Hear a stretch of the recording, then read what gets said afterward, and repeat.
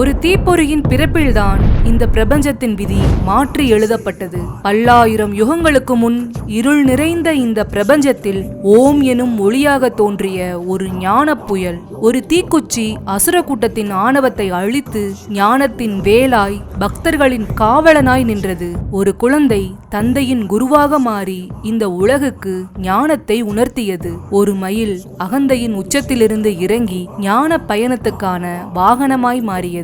அவர் பெயர் சொன்னாலே அகந்தை அடங்கும், அவர் உருவம் பார்த்தாலே பயம் ஓடும்.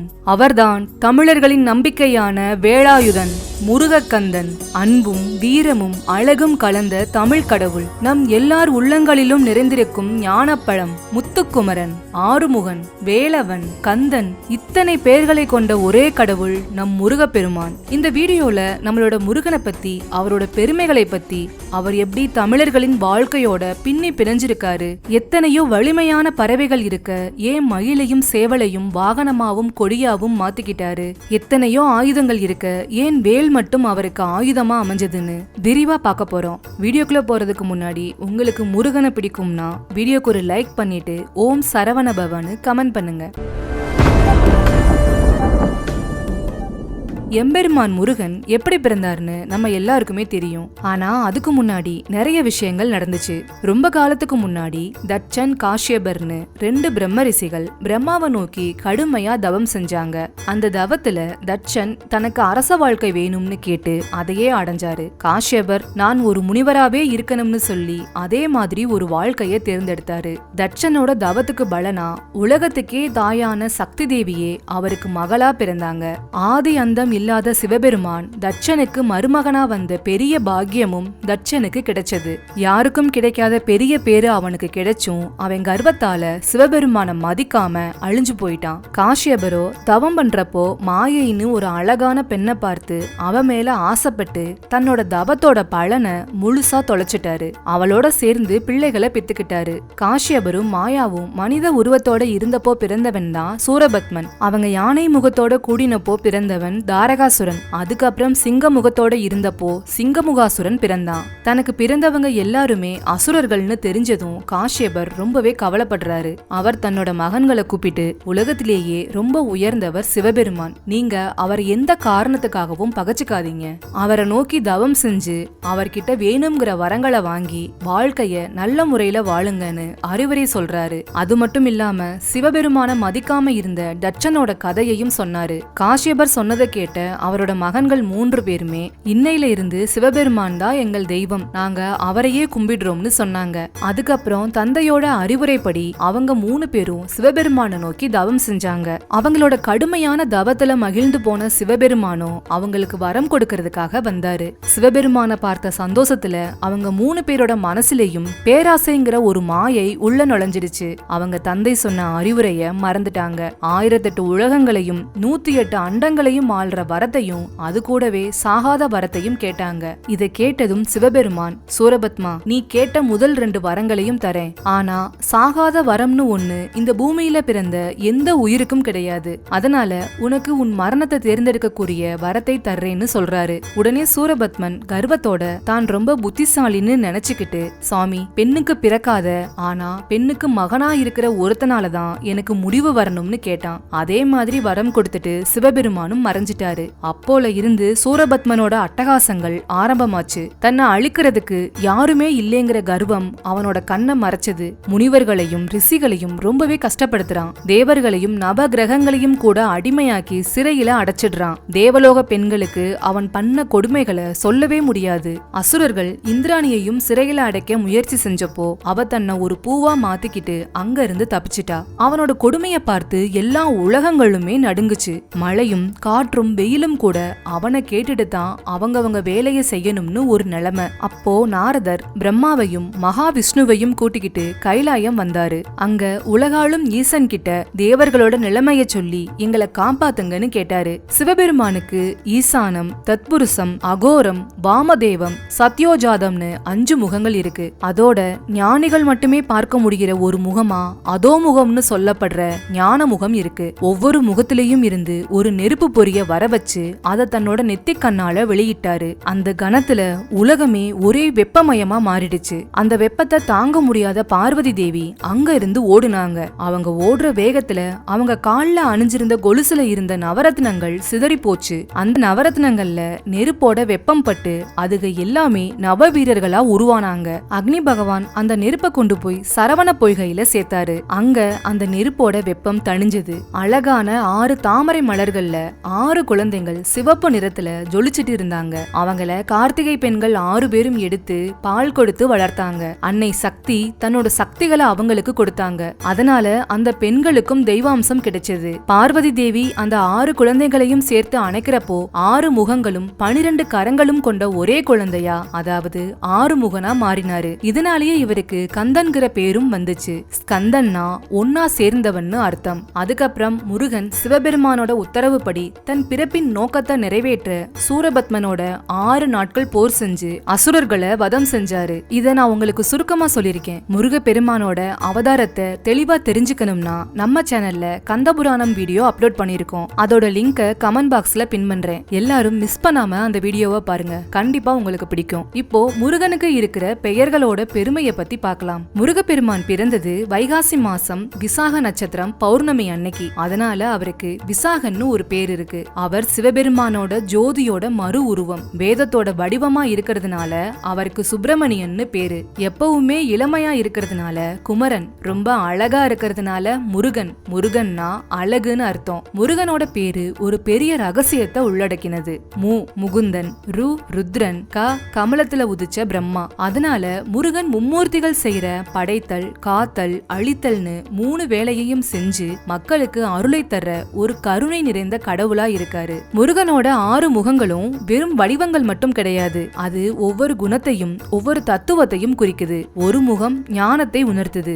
அறியாமைங்கிற இருளை நீக்கி அறிவை வெளிச்சமா காட்டுது. ஒரு முகம் பேரழகை காட்டுது. இளமையும் பொலிவும் நிறைந்த அவரோட அழக இது குறிக்குது. ஒரு முகம் வீரத்தை குறிக்குது. அசுரர்களை அழித்து நல்லவர்களை காப்பாற்றுகிற அவரோட வல்லமையை இது உணர்த்துது. ஒரு முகம் பக்தர்களுக்கு அருள் கொடுக்குது. தன்னை மனசார வணங்குறவங்க எல்லாரையும் காக்குற கருணை உள்ளத்தை இந்த முகம் காட்டுது. ஒரு முகம் தன்னோட பக்தர்களை காத்து அவங்களுக்கு மோட்சத்தை தர்றத குறிக்குது. ஒரு முகம் வேள்விகள், யாகங்கள், பூஜைகள் இதையெல்லாம் ஏற்றுக்கிற குணத்தை குறிக்குது. இந்த 6 குணங்களையும் கொண்டவர் தான் முருகப்பெருமான். அதனாலதான் அவரை வணங்குறப்போ நமக்கு முழுமையான ஞானமும் அருளும் வெற்றியும் கிடைக்கும். முருகனோட 6 முகங்களும் மற்ற தெய்வங்களோட சக்திய உள்ளடக்கியதா பார்க்கப்படுது. ஒரு முகம் மகாவிஷ்ணுவை குறிக்குது. விஷ்ணு பகவான் மாதிரி முருகனும் உலகை காக்குற தொழில்ல ஈடுபடுறாரு. 2வது முகம் அக்னி பகவான குறிக்கும். அக்னியை போல முருகனும் ஒளியா இருந்து இருளை, அதாவது அறியாமைய அழிக்கிறாரு. 3வது முகம் தத்தாத்ரேயரை குறிக்கும். தத்தாத்ரேயர் மாதிரி முருகனும் முழுமையான ஞானத்தை உணர்த்துபவர். 4வது முகம் பிரம்மதேவரை குறிக்கும். பிரம்மனை போல முருகப்பெருமானும் படைக்கும் தொழில மேற்கொள்வத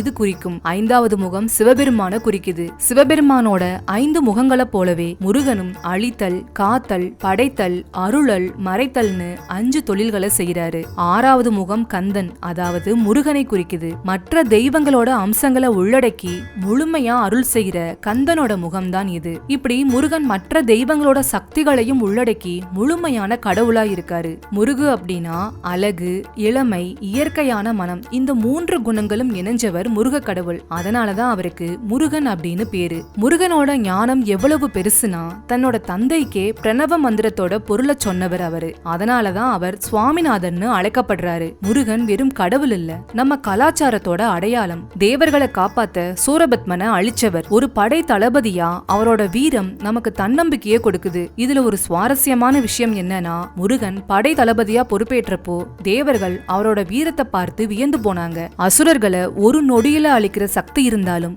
அவங்களுக்கும் திருந்துறதுக்கு ஒரு வாய்ப்பு கொடுத்து இன்று போய் நாளை வான்னு சொன்னாரு. இறுதியில பகைவனா இருந்தாலும் அவனையும் ஆட்கொண்டு தன்னோட வாகனமாவும் கொடியாவும் மாத்திக்கிட்டாரு. முருகனோட அழகுக்கு மயங்காதவங்க யாருமே இல்ல.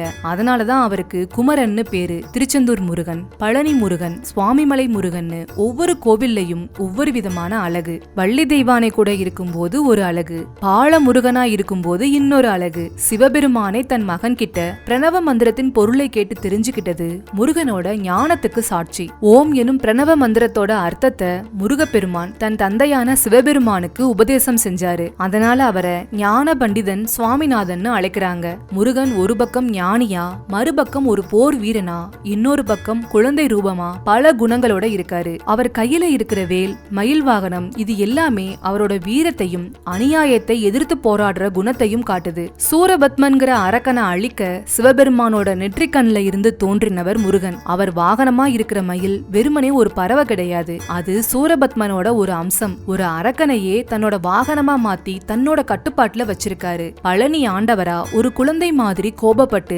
ஆண்டியா நின்னது அவரோட குழந்தை மனசுக்கு ஒரு உதாரணம். ஒரு ஞான பழத்துக்காக அண்ணனான விநாயகர் கிட்ட தோத்ததுமே கோபப்பட்டு கைலாயத்தை விட்டு பழனி மலைக்கு வந்தவரு. ஆடம்பரம் எதுவுமே இல்லாம தண்டத்தோட நின்னவரு எவ்வளவு எளிமையானவர்னு நமக்கு காட்டுது. தன்னை தேடி வர்றவங்கள பயப்பட வேண்டாம்னு சொல்லி அருள் தர்ற கருணை உள்ளம் கொண்டவர் முருகப்பெருமான். பக்தர்கள் அவரை தேடி எந்த உயரத்துக்கும் எந்த தூரத்துக்கும் பயணிக்கிறதுக்கு காரணமே அவரோட கருணை தான். சங்க காலத்துல குறிஞ்சி நிலத்தோட கடவுளா முருகன் தான் இருந்தாரு. மலைகளும் மலை சார்ந்த இடங்களும் குறிஞ்சி நிலம்னு சொல்லுவாங்க. குறிஞ்சி நில மக்கள் அதாவது வேடர்கள் முருகப்பெருமான தங்கள் தலைவனா பார்த்து வழிபட்டாங்க. அந்த காலத்து மக்கள் முருகனை வெறியாட்டமாடி வழிபட்டாங்க. முருகனை புகழ்ந்து குரவை பாடி ஆடுறது அவங்களோட வழக்கம். மலைகள்ல வேட்டையாடுறப்போ கிடைச்ச பொருட்களை முருகனுக்கு படைப்பாங்க. இந்த குறிஞ்சி நில மக்கள் ரொம்பவும் தைரியசாலிகள். அவங்க வில்வித்தையில சிறந்து விளங்குனவங்க. குறிஞ்சி நிலத்துல கிடைக்கிற தேன், தினைமாவு இதெல்லாம் வச்சு முருகப்பெருமானுக்கு படைப்பாங்க.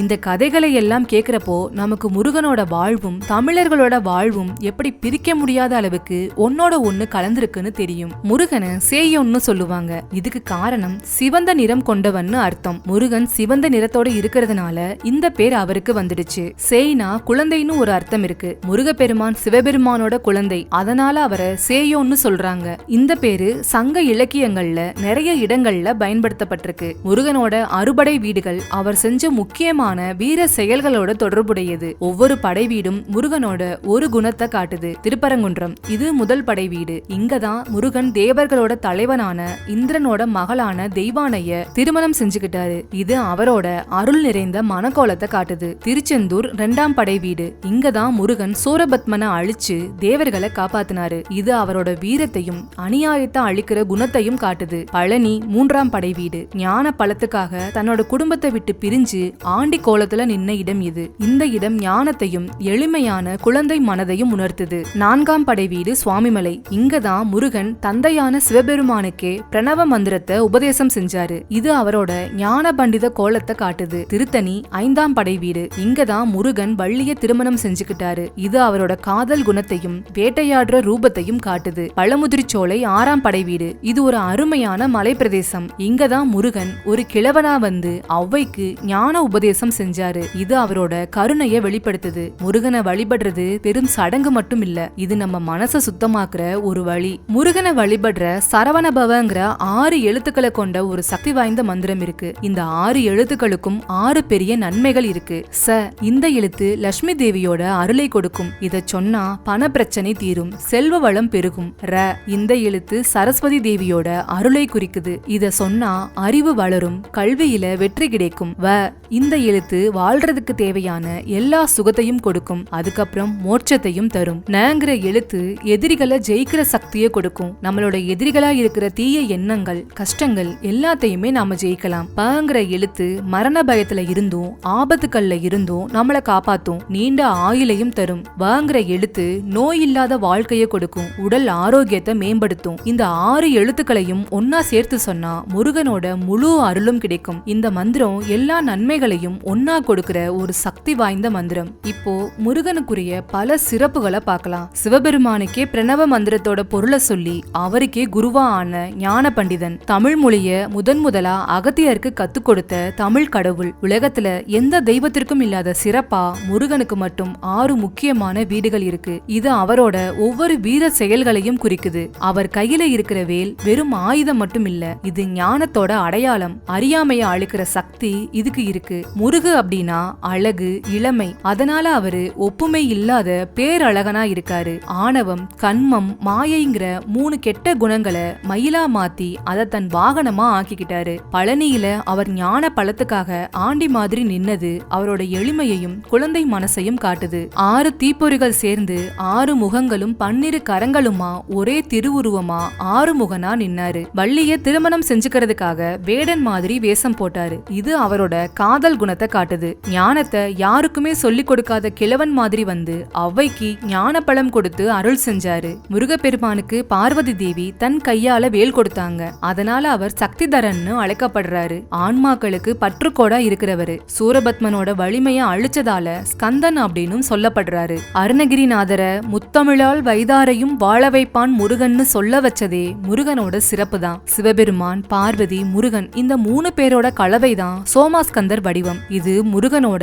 தனிப்பட்ட சிறப்பு. இப்போ முருகப்பெருமானோட ஆயுதமா இருக்கிற வேல் பத்தி பார்க்கலாம். அவர் கையில இருக்கிற வேல் ஞானம், அழகு, வீரம், வைராகியம், புகழ், இச்சாசக்தி, கிரியாசக்தி, ஞான சக்தின்னு பல குணங்களை உள்ளடக்கினது. வேலன் அப்படின்னா வேலை தன்னோட கையில ஆயுதமா வச்சிருக்கிறவன்னு அர்த்தம். முருகன் கையில இருக்கிற வேல் சாதாரணமா ஒரு ஆயுதம் கிடையாது. அது ஞானத்தோட அடையாளம். அதாவது எல்லா அறியாமையையும் அழிச்சு ஞானத்தை பெருக்கக்கூடிய ஒரு சக்தி இந்த வேலுக்கு இருக்கு. சூரபத்மன்கிற அசுரனை அழிக்கிறதுக்காக பார்வதி தேவி தன் கையால முருகனுக்கு வேலை கொடுத்தாங்க. அந்த வேல் அவரோட வீரத்தையும் அநீதியா அழிக்கிற குணத்தையும் காட்டுது. அதனாலதான் முருகன் வெறும் போர் வீரன் மட்டும் இல்ல, ஞானத்துல சிறந்தவரும் கூட.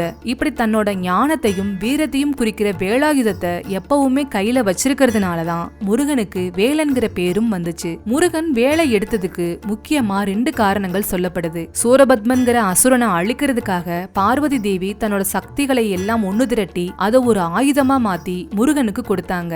அந்த ஆயுதம் தான் வேல். அதனால வேல்ங்கிறது ஒரு ஆயுதம் மட்டும் இல்ல, அது அன்னை பராசக்தியோட வடிவமாவே பார்க்கப்படுது. வேல் ஞானத்தோட வடிவமாவும் இருக்கு. வேலோட நுனிப்பகுதி கூர்மையா இருக்கும், நடுப்பகுதி அகலமா இருக்கும், அடிப்பகுதி ஆழமா இருக்கும். இது என்ன சொல்லுதுன்னா ஒருத்தரோட அறிவு கூர்மையா விசாலமா அதே சமயம் ஆழமாவும் இருக்கணும்னு சொல்லுது. முருகன் கையில இருக்கிற வேலுக்கு பல சிறப்புகள் இருக்கு. வெல் அப்படிங்கிற வினைச்சொல்லுல இருந்துதான் வேலுங்கிற பெயர் வந்துச்சு. அதனால வேல் அப்படின்னா வெற்றின்னு அர்த்தம். அதை ஏந்தினவங்களுக்கு அது நிச்சயமா வெற்றியை கொடுக்கும். அதனாலதான் வெற்றி வேல்னு சொல்லுவாங்க. ஒருத்தரோட மனசுல இருக்கிற கெட்ட எண்ணங்கள், ஆணவம், அறியாமை இதையெல்லாம் அழிக்கிற சக்தி அந்த ஞான வேலுக்கு இருக்கு. முருகனை மனசார நம்பி வணங்கினவங்களுக்கு எந்த ஆபத்து வந்தாலும் முருகன் வர்றதுக்கு முன்னாலேயே வேல் போய் அவங்கள காக்கும் அப்படிங்கிற ஒரு நம்பிக்கை இருக்கு. வேலுண்டு வினையில்லைன்னு சொல்றது இதனாலதான். முருகனோட சிலைகள் இல்லாத சில கோவில்கள்ல வேலை மட்டும் வச்சு வணங்குற வழக்கம் இருக்கு. வேல் வழிபாட்ட சக்தி வழிபாடுன்னு சொல்லுவாங்க. ஏன்னா இது பார்வதி தேவியோட அம்சம். இப்போ மயிலையும் சேவலையும் முருகன் தனக்கு வாகனமாவும் கொடியாவும் எடுத்துக்கிட்டதுக்கான காரணத்தை பார்க்கலாம். முருகனுக்கும் சூரபத்மன்கிற அசுரனுக்கும் பெரிய போர் நடந்துச்சு. அந்த போர்ல சூரபத்மன் பல வடிவங்களை எடுத்து முருகனோட சண்டை போட்டான். கடைசியா ஒரு பெரிய மாமரமா மாறி நின்னான். அப்போ முருகன் தன் கையில இருந்த வேலாயுதத்தால அந்த மாமரத்தை 2ஆ பிளந்தாரு. அப்ப சூரபத்மன் முருகனோட ஞானத்தை உணர்ந்து தன்னோட தப்ப மன்னிக்கும்படி வேண்டிக்கிட்டான். உடனே முருகப்பெருமான் அந்த மாமரத்தோட 2 பாகத்துல ஒரு பாகத்தை மயிலாவும் இன்னொரு பாகத்தை சேவலாவும் மாத்தினாரு. அவர் செஞ்ச இந்த அற்புதத்தால சூரபத்மன் ஆணவம் நீங்கி சாதுவா மாறினான். அதுக்கப்புறம் மயில தன்னோட வாகனமாவும் சேவலை தன்னோட கொடியாவும் வச்சுக்கிட்டாரு. இப்படித்தான் மயிலும் சேவலும் முருகனுக்கு உகந்த பறவைகளா மாறுச்சு. இந்த மயில் சேவல் 2மே பறவைகள் மட்டும் கிடையாது. இதுக்கு பின்னாடி சில தத்துவங்களும் இருக்கு. முதல்ல மயில் அழகுக்கு எடுத்துக்காட்டு. ஆனா அது அழகோட மட்டும் இல்லாம ஞானத்தோட அடையாளமாவும் இருக்கு.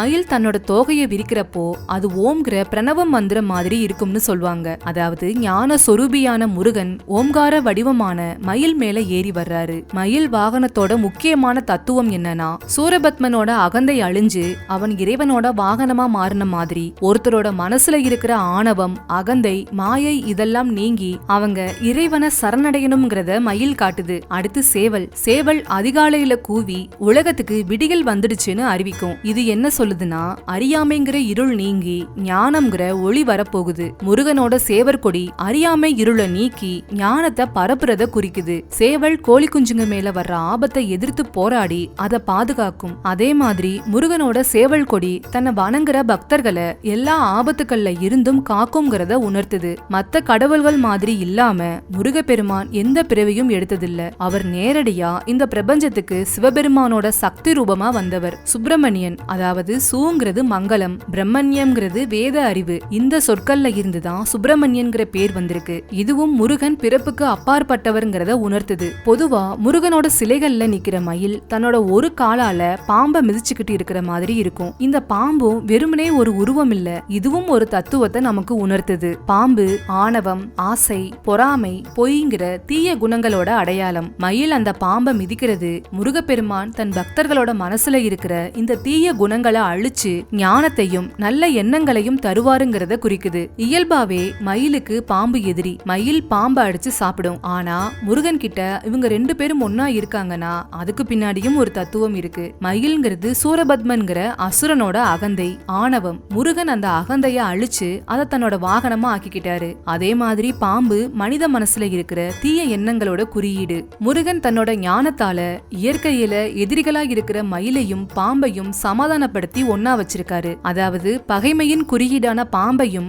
ஆணவத்தின் குறியீடான மயிலையும் தன் கட்டுப்பாட்டுல வச்சிருக்காரு. இதுக்கு அர்த்தம் என்னன்னா முருகனோட சக்திக்கு முன்னாடி எந்த எதிரி சக்தியும் ஒன்னும் இல்லைங்கிறது தான். அதனால பகைமை, பொறாமை, ஆணவம் இது எல்லாமே முருகனோட அருள் இல்லாம கட்டுப்படுத்த முடியாதுங்கிறது தான் இந்த தத்துவத்தோட ஆழமான பொருள். பொதுவா நாம எல்லாருமே ஒவ்வொரு தேவைக்கும் ஒவ்வொரு கடவுளை வணங்குவோம். நல்லா படிக்கணும்னா சரஸ்வதி, பொருள் வேணும்னா லக்ஷ்மி, வீரம் வேணும்னா துர்க்கைன்னு பல தெய்வங்களை பல காரணங்களுக்காக வணங்குவோம். ஆனா முருகப்பெருமான மட்டும் எல்லா காரணங்களுக்காகவும் வணங்க முடியும். அது என்னன்னு வரிசையா தெரிஞ்சுக்கலாம். உடம்புல இருக்கிற நோய்கள் நீங்கி ஆரோக்கியம் பெறுகிறதுக்கு கந்தசஷ்டி விரதம் இருக்கிறது. முருகனுக்கு சந்தன அபிஷேகம் செஞ்சு அந்த சந்தனத்தை பிரசாதமா வாங்கி நெத்தியில பூசிக்கிறது. இதோட பலன் என்னன்னா உடல் நோய்கள் எல்லாம் நீங்கும். குறிப்பா தோல் தொடர்பான பிரச்சனைகள் சரியாகும். உடல் ஆரோக்கியம் மேம்படும். ஞானம் பெருகவும் கல்வியில சிறக்கவும் சுவாமிமலை முருகன் கோவிலுக்கு போய் வணங்குறது, முருகனுக்கு நெய் தீபம் ஏற்றுவது, கந்தர் அலங்காரம், திருப்புகழ் பாடல்களை படிக்கிறது. இதோட பலன் கல்வியில மேன்மை உண்டாகும். அறியாமை நீங்கி ஞானம் பெருகும். மாணவர்களும் நல்ல மதிப்பெண் வாங்கி வாழ்க்கையில சிறப்பா இருப்பாங்க. தொழில் வளம் பெருகி செல்வம் பெருக திருச்செந்தூர் முருகன் கோயிலுக்கு போய் கடல் நீராடி முருகனை வணங்கணும். கந்தசஷ்டி கவசம் தினமும் சொல்லணும். இதுக்கான பலன் தொழில்கள்ல இருந்த தடைகள் நீங்கும். செய்கிற காரியங்கள்ல வெற்றி கிடைக்கும். பணவரவு அதிகரிக்கும். செல்வம் பெருகும். திருமணம் நடக்கவும் குழந்தை பாக்கியம் பெறவும் திருத்தணி முருகன் கோயிலுக்கு போய் வணங்கணும். செவ்வாய்க்கிழமைகள்ல முருகனுக்கு செவ்வரளி மாலை சாத்தி விரதம் இருக்கணும். இதுக்கான பலன் திருமண தடை நீங்கும். நல்ல வரன் அமையும். குழந்தை பாக்கியம் இல்லாதவங்க முருகனை மனசார வணங்கினா நல்ல குழந்தை பெரு கிடைக்கும். வீரம் பெருகவும் பயம் நீங்கவும் வழிபாடு. பழனி முருகன் கோயிலுக்கு போய் காவடி எடுக்கிறது, வேலாயுத வழிபாடு செய்யறது. இதுக்கான பலன் மனசுல இருந்த பயம் குழப்பம் நீங்கும். தைரியம் உண்டாகும். வீரம் பெருகும். எதிரிகளை வெல்ற பலமும் கிடைக்கும். இப்படி ஒவ்வொரு தேவைக்கும் ஏத்த மாதிரி முருகனை வழிபட பல வழிகள் இருக்கு. நம்ம தேவைக்கு ஏத்த மாதிரி வழியை தேர்ந்தெடுத்து முருகப்பெருமான வணங்கினா அவன் அருள் கண்டிப்பா நமக்கு கிடைக்கும். இவ்ளோ நேரம் நீங்க முருகனோட கதையை கேட்டது வெறும் பொழுதுபோக்கு இல்ல. உங்க வாழ்க்கையில ஒரு பயம் வந்தா, ஒரு குழப்பம் வந்தா, இல்ல ஒரு கஷ்டம் வந்தா அது எல்லாமே சூரபத்மன் மாதிரி ஒரு மாயை. முருகன் தன் வேலாயுதத்தால சூரபத்மனை எப்படி அழிச்சாரோ அதே மாதிரி உங்க மனசுக்குள்ள இருக்கிற ஞானம்ங்கிற வேல் எல்லா பயத்தையும் எல்லா குழப்பத்தையும் அழிக்கும். இந்த வீடியோ முடிஞ்சதும் உங்க மனசுக்குள்ள ஒரே ஒரு குரல் மட்டும் ஒலிக்கட்டும். அதுதான் வெற்றிவேல் வீரவேல். உங்களுக்கு இந்த பதிவு பிடிச்சிருந்தா வீடியோக்கு ஒரு லைக் பண்ணிட்டு உங்க ஃப்ரெண்ட்ஸ் எல்லாருக்கும் ஷேர் பண்ணுங்க. மறக்காம நம்ம சேனலை சப்ஸ்கிரைப் பண்ணிட்டு உங்களோட எண்ணங்களை கமெண்ட்ல சொல்லுங்க. நன்றி.